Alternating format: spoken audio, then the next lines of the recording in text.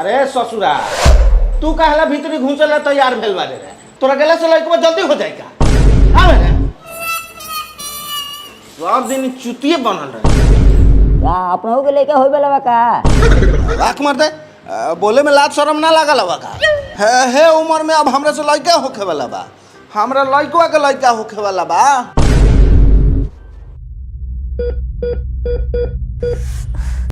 मायरे बाबू रे बहुत दुखाता डॉक्टर साहब बहुत दुखाता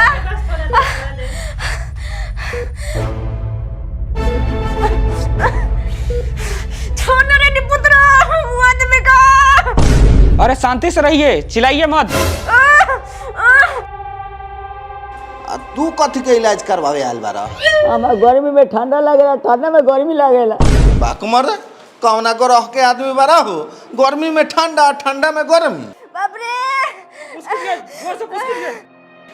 माई रे पतोहिया रोवत हो काहे इतना रोवत हो चुप रहो बहू पहले पहले बा उतना वो खले हम तो मन बड़ी घबरात हो ना ना धीरज रख धीरज हे भोले बाबा हमरा पतोहिया के देश सही से खाली हो जाई तो लइकवा के केसवा रोबे दरबार राज में कटवा दे हम हे दुर्गा मैया रोबे के चुनरी चढ़ा दे हम हे छठी मैया रोबे के जोरा कोसिया भरवा दे हम हाँ सेतिया के मुंह बा भकर भकर भक देलू लइकावा के कुछ होई नु तो पूछे तोर उपाय कह दे हम लबर लबर बकल तनी पूछ कीजिए था पूछ कीजिए हल्का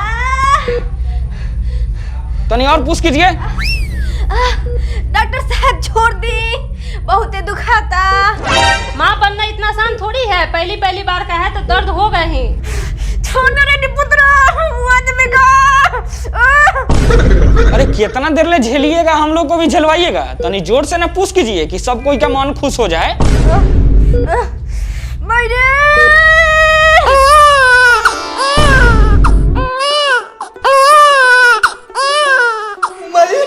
सुना तो कुछ लागो तो भगवान हम प्रार्थना सुन लेलन हे बाबू हो गेलौ रे हां प्रणाम भाई प्रणाम बाबू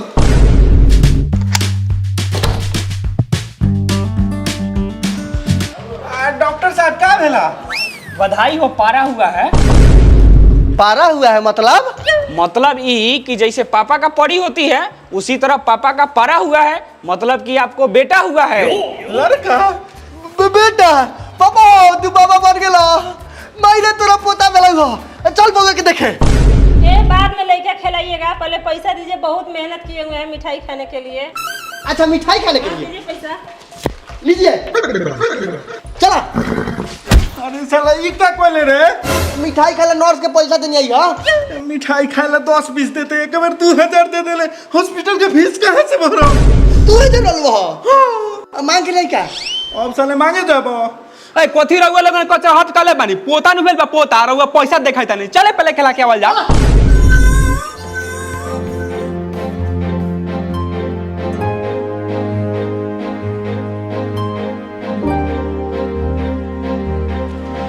चला घरे अब घरे चला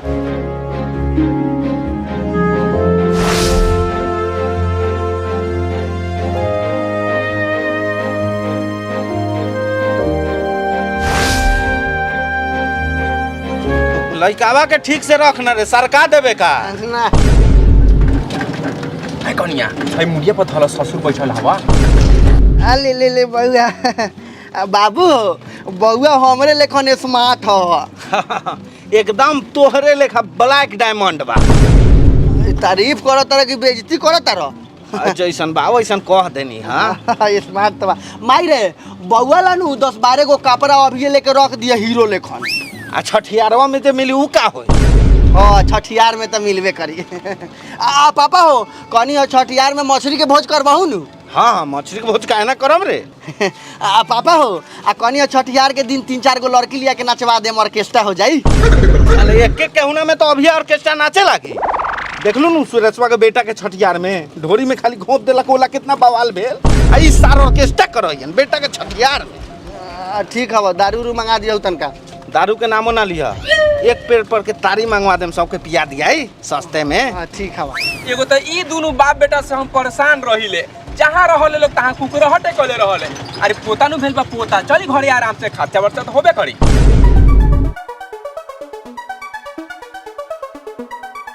ए जी सुनी ना, 5 किलो रसगुल्ला लेना ली, पट्टी पर्दारी में तो बांटाऊ के होतै नु। चलो गणेश जी के होटल में ले ले हम। हाँ ठीक बा। हाँ हाई का है गणेश जी के होटल आ गए, रोका हो रोका। 5 किलो में होनु जोताई। हाँ हो जाई। गणेश भाई 5 किलो रसगुल्ला दो तो, ताजा ताजा। बाबा रसगुल्ला किना था खाई बा। अच्छा रुका, जिलेबी खियाते जिलेबी। अइलो गलम गलम जिलेबी खा, गलम गलम। अरे साला पागल, एक दिन के लइका जिलेबी खाई रे, ई तो मर जाई। रे निपुतरा, हमरा लइकवा के आजे खपावे के फेर में लागल बारे का रे? ना हमरा पोता के। ले ले जो बैठ बैठ, हम लेके आवता।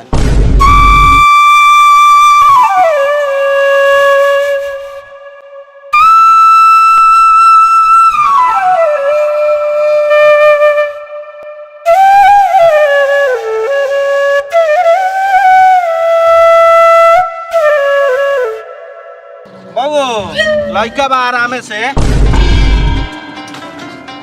यही पर चाप ला, तनी अपना से ख्याल रखिए। एगो सीज के डांड ही रख दिया काट के, आ गोईठा के आगी कर दिया। ठीक बा। पैसा बा समझ ला। बउओ कितना पैसा हो गेल? पैसा तो 200 रुपया भेल बा, लेकिन चाचा पोता भेल बा तो 300 रुपया दो। 300? चाचा सोचे लगल, तोरा तो पोता भेल बा, मर नहीं पैसा गाड़ खोल के बाटे के चाहिए। अरे ऐसे काहे बोलता रे?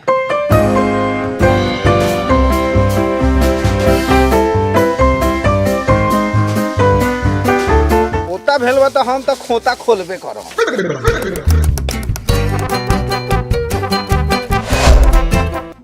हाँ सोमवार के दिन छठियार बा, जाके राजेश टेंट वाला के कह दिए कि समयाना दे दी। ठीक बा। आ डीजे ना बाबूजी? बाकुर दो कह दिए, वही में दुगो चोंगा ले ले आई। अच्छा ठीक बा। उमेशा हो, हम आई। हेनिया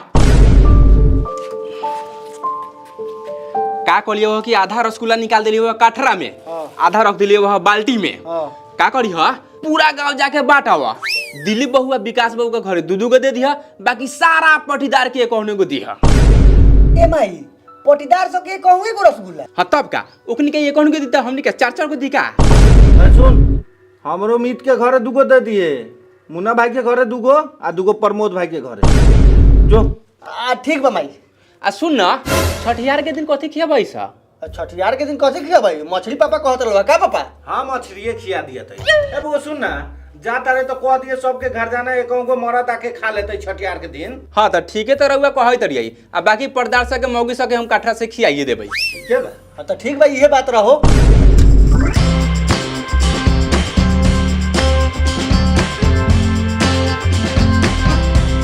धन धन भागल लानावा तुली हला जनमा हो।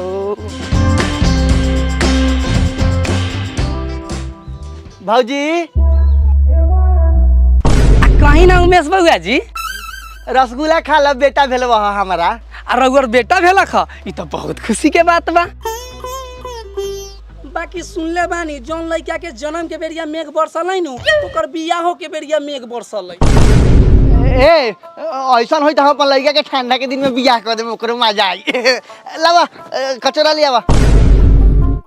बाहर जो पटीदार सके पटीदार के खुशी ना नु देखल जाई, कुछ ना कुछ पैनी करबे करी। हां ली माई कलवा कि दिल्ली बहू भौजी के घरे दूगो दे देवेला। आ 4 गो ना दे हम, दूगो करिया का खाई अपने खाई। हमारा बुझाता बबुआ सीएम होई है ना ना पीएम होई है। भौजी ओ विकास बहू भौजी आ के बा? आ उमेश बउआ कहू ना। कहे के कथी बा, कथी करत रहलू? उ तनका बर्तन मली रही है। तो उहे बर्तनों में से एगो बर्तन ले आवा, रसगुल्ला दिया खाए ला, बेटा भेल ह। बाप रे बाप, बेटा भेलई ह। साले रउआ तो पहिल के गेम पर छक्का मार देनी, पक्का खिलाड़ बानी। एमे खिलाड़ के कौन बात बा हो? बेटा भेल तो जरूरी रहलक ह। दू बापू रहनी पटीदार से झगड़ा होत रहलक साला से जात के कोकिया देत रहलक ह। एगो सवांग घर में आ गेल। ले आवा कचोरा ले आवा। हैली बउआ जी। आ कनी है भौजी छठियार के दिन गीत गावे चलै ह आ मछली भात के भोजो बा। हाँ उ तो ठीके बा। बाकी बउआ जी एगो बात कहे के रहलक ह। कह ना। जावना लड़का के जन्म मेघौनी में होखलै नु ओकरा बियाह में 12 मेघ बरसलै। का भौजी एगो त कितना देवा सेवा मांगला चंगला से एगो लइका घर में भेलक आ तोनी के बारिश लौकता आ बारिश में बियाह होई तो होई तिलपाल टांगवा के होई। अच्छा हम कहे के काम रहलक ह। कहे के काम रहलक ह। अपना होत नहीं के दूसर केहू के बारिश में होता त भादो में होता त सावन में होता।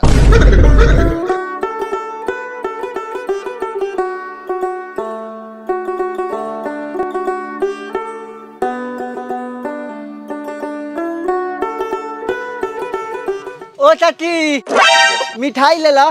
कहना खुशी में रसगुल्ला बाटा तरा उमेश हमरा बेटा भेलवा ह। बेटा भेलै ना। हाँ यही से नु बड़ा खुश लागता नी। हाँ रुक जाई बर्तन लेके आ गेली।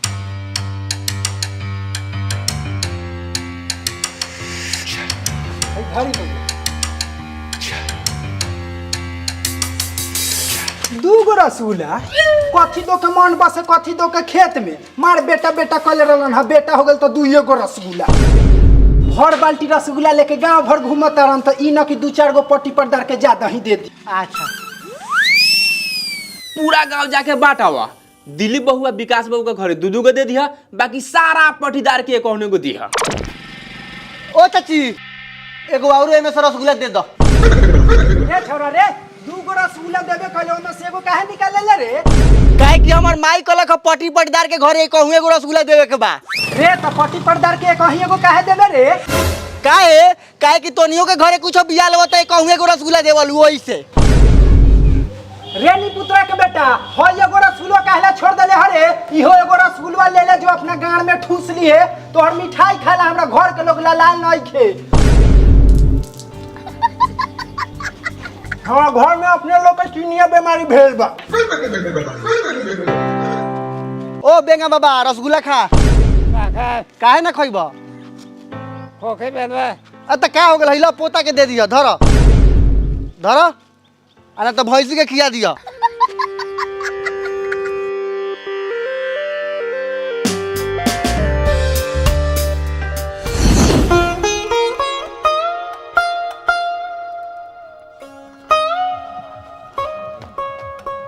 ओ दीपक भाई खाली पियर का फूल टांगा तारा ललको फूल टांगा मर्दे बेटा भेल बा। ए मरे तोरे बेटा भेल बटा सवेरे से बेटा बेटा चिल्लात रहा और आदमी के बेटा ना हो लइका जे आइल बा से सब लाजी टाहर बड़ात रहा। अच्छा ठीक बा लगावा लगावा। ए उमेश हाँ माई तने झटपट जाता कटहर के पाता गाय के गोबर तनी ले लियावा। लिया तनी कमी नहीं खे पिए के। देखो तारा साला के साफ ही उमक गेल बा। आ मुकेश तनी थाना रोड चल जो अब 25 किलो रेहू मछली ले ले आ। ठीक बच्चा चलेगा तनी। जो चाचा हो हमरो के फ्राई मछली खेबन। अभी कढ़ाई में आयल बार ना तोले तोरा फ्राई चाहिए। जो जाके ड्राम में पानी भर जो। जो ना रे ए जो ना साला बहुते तो खाइए जो ना। यार साला एगो काम करे के ना चाहेला। बबी तनी झाड़ मार दा बाहर दा। का जरूरत रहे 500 के कपड़ा खरीदला के 150 के कपड़ा ना दिया जतिए। का एक एगो बात भर रास्ता मथले आवतानी। कितना दिन के बाद तो एगो सारू के लइका भेला खा 500 के कपड़ा दिया जाई त खराब थोड़ी ना होई। ओ हमरा लइका के 100 के कपड़ा देले रहे जो आर पार दिखे तो हम काहे दी 500 के? ए महारानी अब चुप रह। दूरा पर आ गेल बारू केहू लोग सुनी नु तो शिकायत करी। अभी तो हम चुपे रहतानी घरे चली ओकरा बाद चुप ना रह। ठीक बा चल घर ही बताइया हमरा।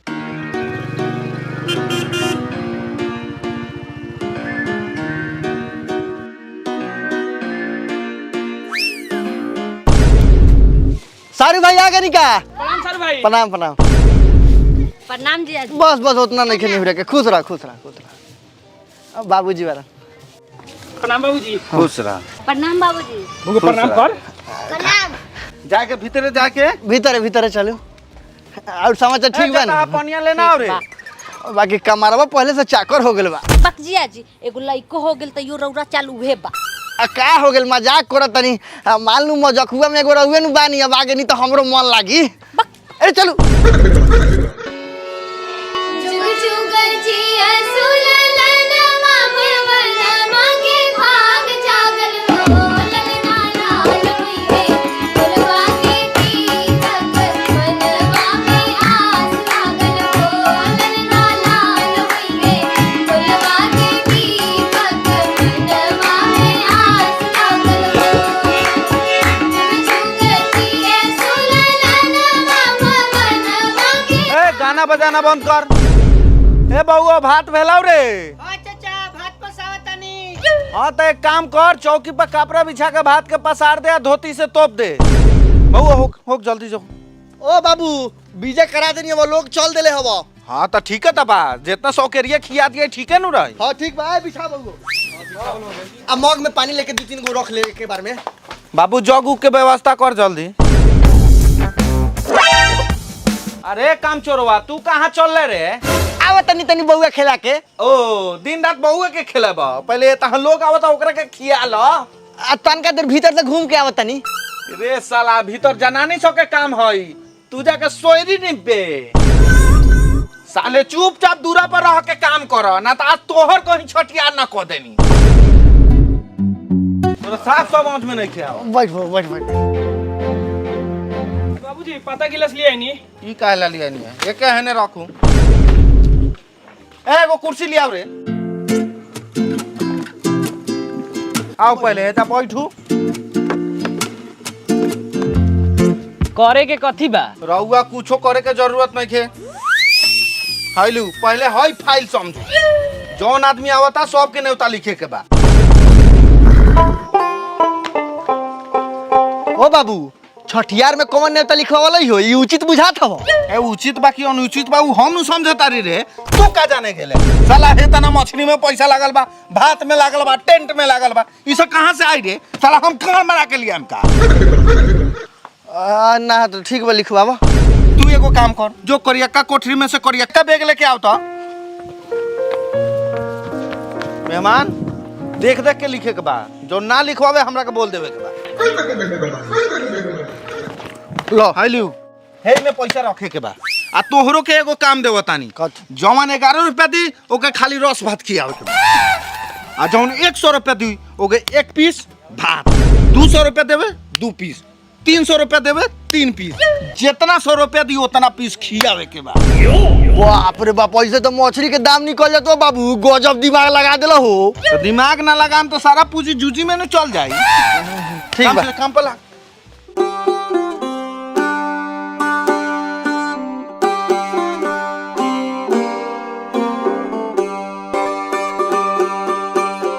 रे खेले नहीं सर, से नुरवा सुखले सुखले करबे का? 2-4 गो गीत में से उठाओ ना सर। हाँ माजी गावत नहीं है, गावना सर अलबत्ते कहले पड़े। उठा उठा उठा। धनी धनी मागिला लालवा माली हरा जनमवा हो ललना लाल होई है फुलवा के दीपक मनवा में आस लागल हो ललना लाल होई है फुलवा के दीपक मनवा में आस लागल है। अमाइया के लिखला वेली बाबू के बागवेली हो ललना दादी उनका टपरी बागवेली ननुआ के लावेली हो। हमारा गुजाता बाबुआ जिए मोहई है लारे दीदिया जिए मोहई है हो लाला ना हिंद के सीताराई तासिए मोहई है ओह से ऊपरा पिए मोहई है हो लाला ना हिंद के सीताराई तासिए मोहई है ओह से ऊपरा पिए मोहई है हो। ए कन्या बउवा के सुता द पटे, कन्या ते के दीवा बार द पिठिया पर।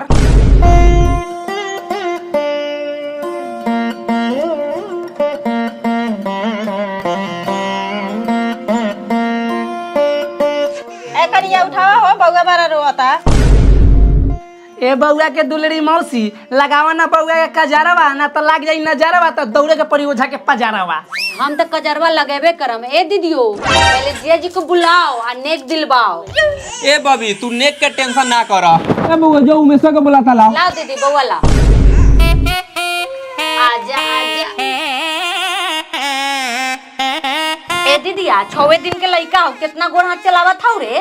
तो हिलते ना तोहर जीजा जी बड़ा मेहनत कैले हथिन एकरा पर। रोज नारियल के पानी पियावत रहलथिन हा, गाजरा के सर खियावत रहलथिन हा। ओए होए होए होए खूब गाजरा के सर खात रहलू ह। ओइसे नु लइका वालुआ लेखा भेल बा। ए कनिया भीतर के बात केहू से नानू कहे के।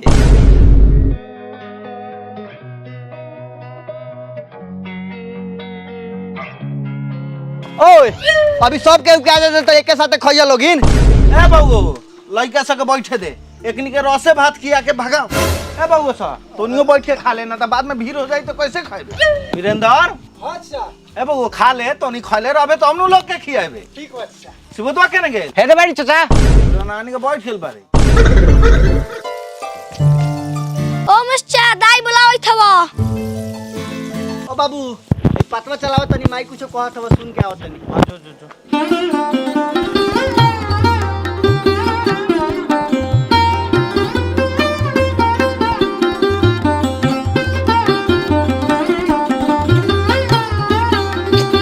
बोलले का माई? साली से अपना बतिया लो। हां कहू ना साली जी का दिक्कत? दिक्कत तो कुछो नहीं थे, नेग निकाली तब ना लइका के कजरवा बिजरवा लागी। अच्छा काजर करला नेक चाहिए। ए 5-10 रुपया खुला रखा था टेंट वाला के गुटका खाला दे देनी है। सुनी ना जीजा जी 5-10 रुपया से काम ना चली, 5001 रुपया निकाल ली। बाप रे बाप साली मुंह खोललू तो बड़ी लमहर मंगलू ह। हाँ तो काहे ना एक्के गो ना साली बानी। अच्छा रुका कितना दे दिए माई? ए बउआ हम तोनी के बीच में कुछ ना बोलबो, जे तोरा बुझाए से तू कर। हम चलली तैका पट्टी पटदार के औरत सके खिया दे मछली भात। अच्छा ठीक हो जो चल कह तरु तो तोहरो के नाराज ना करम, बेटा भेल बा।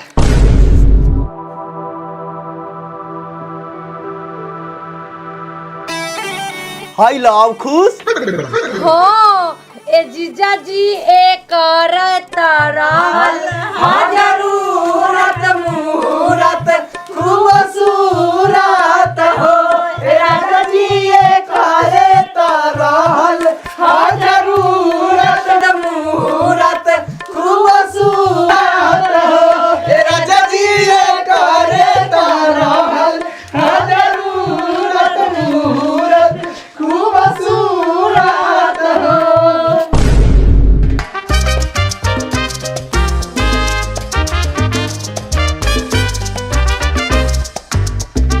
का जी भोज चालू है? जी भोज चालू बा। अपने के परिचय? हम यहाँ के मुखिया। अरे वो मुखिया जी बनी? जी जी। तो बैठल जाओ ना, खाना काहे ला बनी? हाँ ठीक। ए धनहर लाल टेबुल लगाई। अब बैठा। गिलास ले भोज खियाई। मुखिया जी प्रणाम। प्रणाम प्रणाम। प्रणाम मुखिया जी। प्रणाम प्रणाम प्रणाम। कहू ना समाचार? सब बढ़िया। चापू कस के? हाँ हम तो चापते बानी, रहुआ चापी। हाँ तो का करम? मुखिया जी पेटवा पहले से ज्यादा फेंक देले बा। अरे का करम, लगन जोरदार चलता, वैसे मगन होके मारत तानी तो पेटवा फेंक देले बा। हाँ मारू मारू, मारे के काम बा।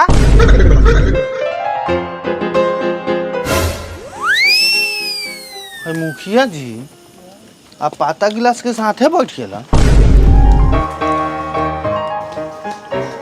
मेहमान जी हाय लोग कितना न्योता कहला का? ई लोग नेवता ना खइल हन, ई लोग मुखिया बारन। मुखिया बता हमरा के दुखिया बना दे हमका।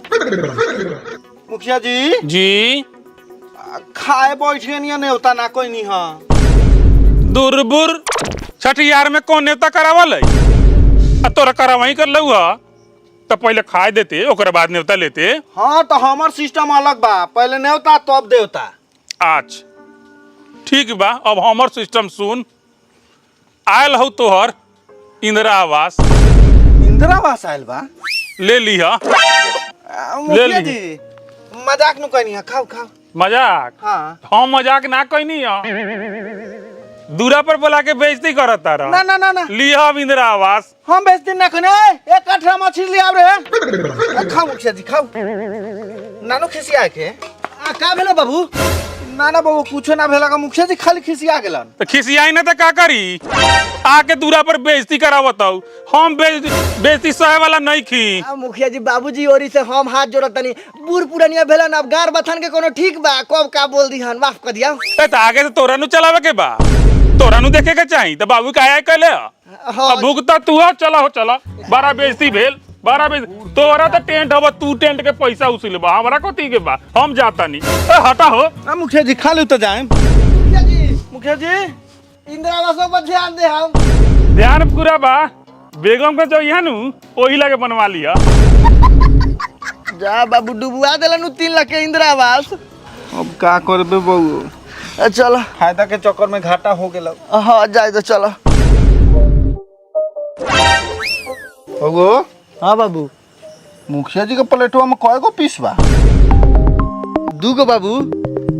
2 गो नंबरी बा उठाओ। तू खा तोर पैसा तो हमनी टेंटे में काट ले। साला बड़ी घटिया बस हो।